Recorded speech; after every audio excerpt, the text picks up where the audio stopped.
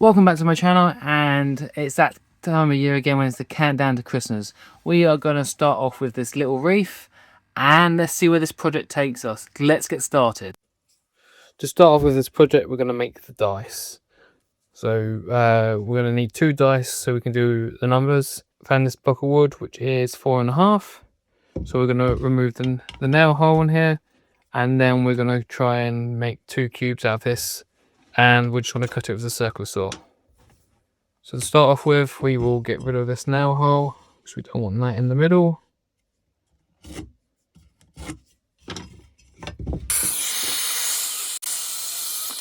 So like I say, this is a 4.5 cutoff. So we will put this on here, the corner, and then we will draw down there. Then we're going to put this on here, and then draw down there. So that should be a 4.5 square there now. There we go, right on the line.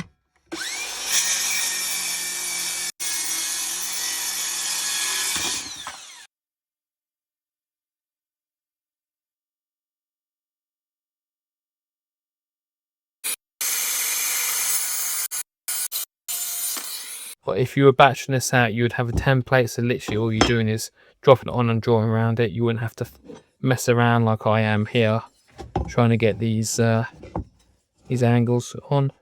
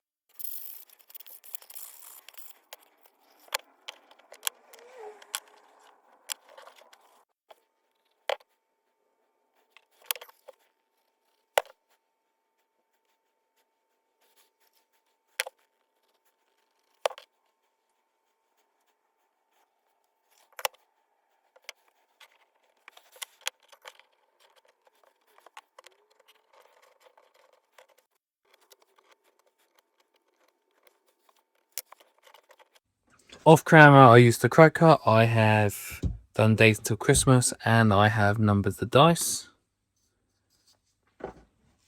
Only the last thing to do is to put the wreath on.